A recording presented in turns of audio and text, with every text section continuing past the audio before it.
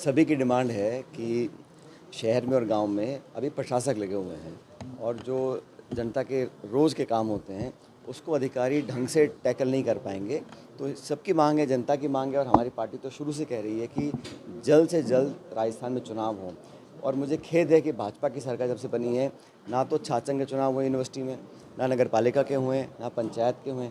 तो जो मूल भावना लोकतंत्र को मजबूत करने की संविधान में है, अंकित है, कानूनी उनको पाबंद है सरकारों को कि चुनाव करवाइए। न जाने निर्वाचन आयोग क्या कर रहा है और न जाने सरकार क्या कर रही है। कोर्ट के निर्णय के बाद भी 15 अप्रैल की समय सीमा थी, उसके बाद भी यहाँ चुनाव नहीं कराए गए। तो सभी लोगों की मांग है कि चुनाव हो ताकि अपने वार्ड मेंबर्स को अपने निगम परिषद में, अपने पंचायतों में लोग चुनकर जाएं ताकि जनता के काम रोज़ हों। अब छोटे छोटे कामों के लिए कलेक्ट्रेट्स भी काम नहीं कर पाएंगे, सब जानते हैं। इसलिए लोगों में काफ़ी एक रोष भी है कि बेवजह चुनाव टाले जा रहे हैं। सभी का मन है कि चुनाव हो और मैं जानता हूं कि भाजपा की सरकार चुनाव कराना नहीं चाहती। चुनाव होंगे तो परिणाम उनके पक्ष में आने वाले नहीं हैं। इस डर से वो बार बार बहाने मारकर चुनावों को टालते हैं।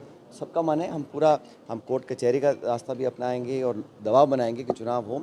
बाकी यहाँ जो आम जन समस्या रहती हैं उसका निराकरण करने के लिए लगातार मैं अधिकारियों को संपर्क में हम रहते हैं और काम चल रहा है। लेकिन प्रदेश में मैं जिन गांव में कल गया, किसी भी गांव में नरेगा का कोई लगभग समाप्त है। तो नरेगा का नाम बदलकर जो केंद्र सरकार ने पाखंड रचा था वो अब सामने आ गया। हम शुरू से कहते थे नाम बदलना उद्देश्य नहीं है, नरेगा को समाप्त करना उद्देश्य है। आज और इतिहास गवाह है, जब कांग्रेस सरकार थी तो लाखों लाख लोग रोज़ दिहाड़ी में कुछ पैसा कमाकर अपने घर जाते थे, महिलाएं भी, मर्द भी। आज राजस्थान में लगभग नरेगा बंद होगा और पूरे देश में हालात हो गए हैं। तो आपने नरेगा को बंद कर दिया है, ग्रामीण क्षेत्र में विकास के लिए आप पैसा दे नहीं रहे हैं, चुनाव पंचायतों के आप करा नहीं रहे। तो विकास और डेवलपमेंट सरकार का एजेंडा नहीं है। ये तो सिर्फ मैनेजमेंट कर इश्तिहार और अखबार पोस्टर छाप कर अपनी पीठ थपथपा रहे हैं। इतनी घोषणा हो गई। अब जो बजट घोषणा हो रही हैं कितनी कारगर हो रही हैं।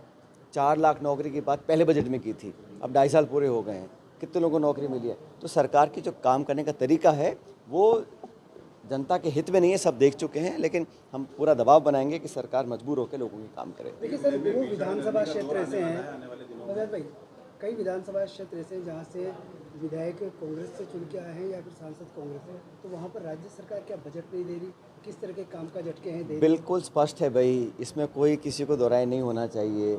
अब हमारे विधानसभा क्षेत्र में इतने सारे प्रोजेक्ट हैं जो हमारे कार्यकाल में हमने बनाए थे।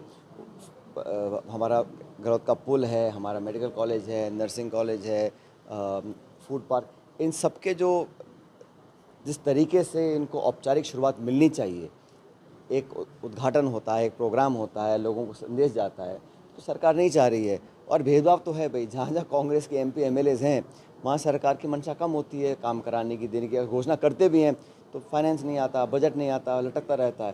तो ये पक्षपात तो होता है, लेकिन ठीक है, राजनीति है, अपना समय है, उनका 2-2.5 साल का बचा है, वो मर्जिया जो करें। लेकिन जनता के बीच में हमारे जनता, हमारे कार्यकर्ता सारी बातें जानती हैं, समझती हैं। लेकिन विकास के दृष्टिकोण से इस क्षेत्र में हम कोई कमी नहीं आने देंगे, ये जनता इस बात को जानती है।